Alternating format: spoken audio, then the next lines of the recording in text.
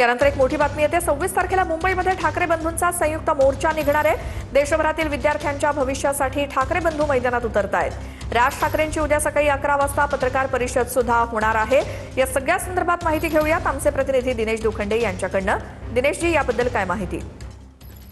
निखिलाजी, या क्षणाची देशाच्या राजकारणातली मोठी बातमी महाराष्ट्रातून आणि तेही मुंबईतून येते आहे। याआधी आपण बघितलं तर मराठी भाषा अस्मितेसाठी ठाकरे बंधू हे एकत्र आले होते। आता देशातील विद्यार्थ्यांच्या भवितव्यासाठी ठाकरे बंधू पुन्हा एकत्र येणार आहेत।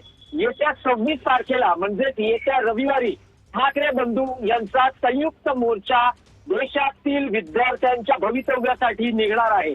याआधी आपण बघितलं तर देशातील विद्यार्थ्यांच्या भवितव्यासाठी जंतर मंतर येथे सीजेपी म्हणजे कॉक्रोच जनता पार्टीचं आंदोलन सुरू आहे। जागतिक कीर्तीचे सामाजिक कार्यकर्ते, पर्यावरण तज्ञ सोनम वांगचुक यांनीही उपोषण आंदोलन सुरू करून जवळपास 25 दिवस झालेले आहेत। हे सगळं आंदोलन देशभरात पेटलं असताना भाजपचे केंद्रीय शिक्षण मंत्री धर्मेंद्र प्रधान अजूनही राजीनामा देत नाहीत।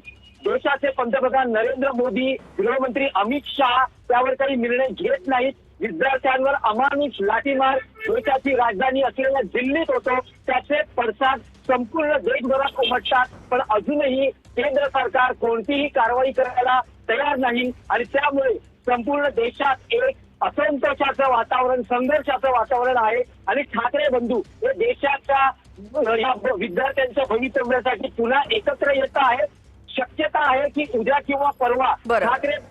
बिलकुल दिनेशजी, धन्यवाद या सगळ्या माहितीसाठी। तर दोन्ही ठाकरे बंधू एकत्र येणार आहेत। 26 जुलैला मुंबईमध्ये संयुक्तपणे मोर्चा काढला जाणार आहे, तर उद्या राज ठाकरे पत्रकार परिषद देखील